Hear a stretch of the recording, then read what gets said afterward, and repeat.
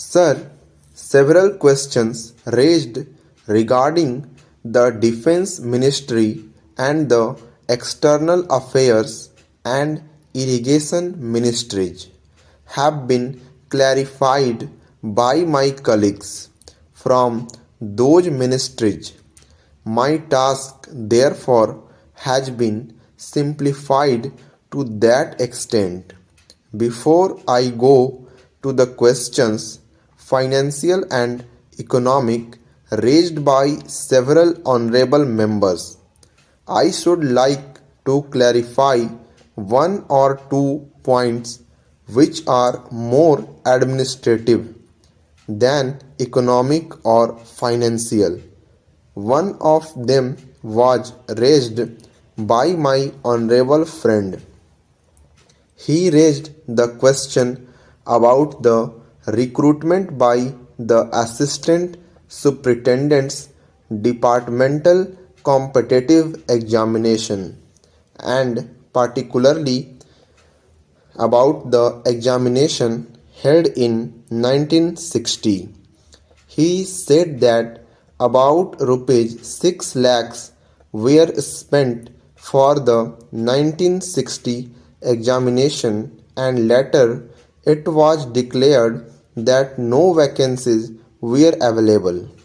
He therefore suggested that a definite procedure should be there and the examination should be held according to the vacancies declared in advance, and all persons who have qualified in that examination should be eligible for promotion or for appointment.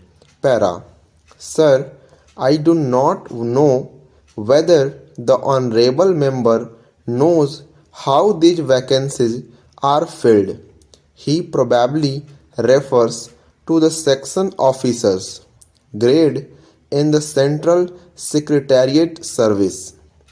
This is filled 50% by direct recruitment and 25% by departmental competitive examination open to the assistants, that is, the next lower grade, and the rest 25% by promotion of the assistants on the basis of seniority subject to fitness.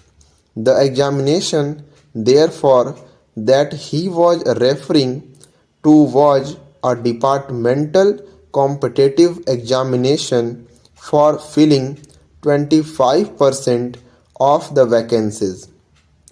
It takes about 1 year for the Union Public Service Commission to declare the results of the examination from the time they take up the question of the examination. It is not therefore possible to declare the number of vacancies to be filled in from the very beginning to declare them just when the results are out is more realistic, and what is done.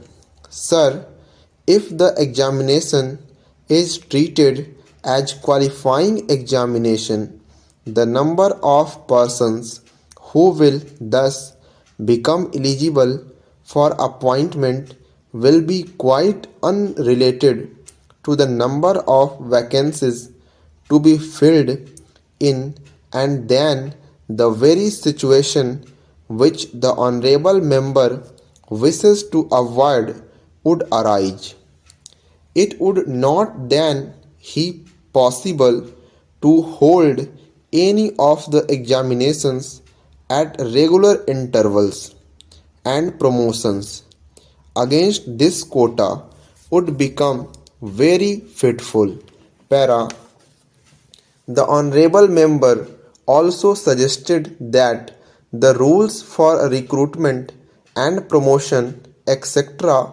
should be uniform for all ministries, whether participating in the Central Secretariat Service scheme or not. It must be, and this is so, except for the Ministry of External Affairs and the Railways. These have different rules, but these rules are very much similar and there is not much differences.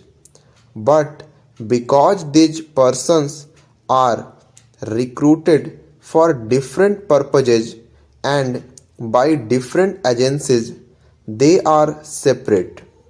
Therefore, his purpose in saying that there should be uniformity is almost carried out.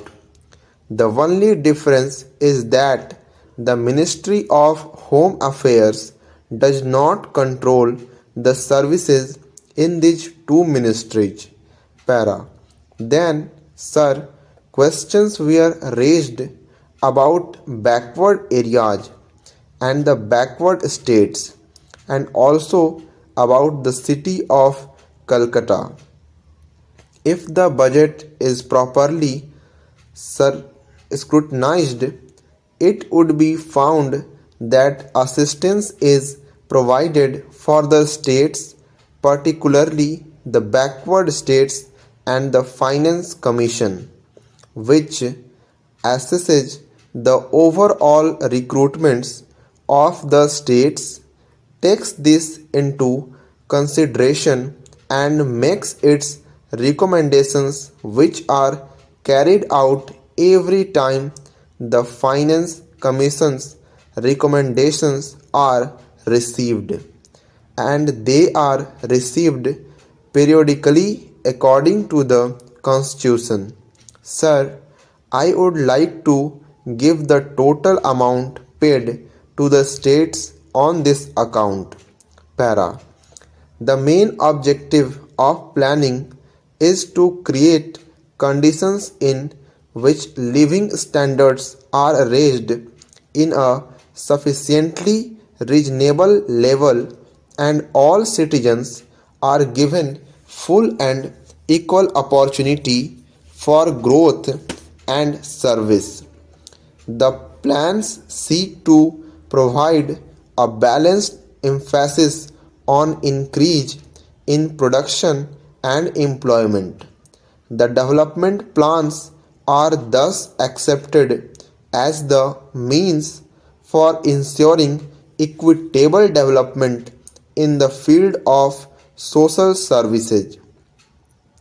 There is no reason to suppose that the needs of the less fortunate or prosperous states are being neglected, but it would not be proper to expect that all these differences could be wiped out now immediately. It must be seen whether we are going towards that very end or not. We are deliberately going towards that end, and we hope and trust that in course of time these inequalities would be wiped out, if not completely wiped out, at any rate they would be lessened.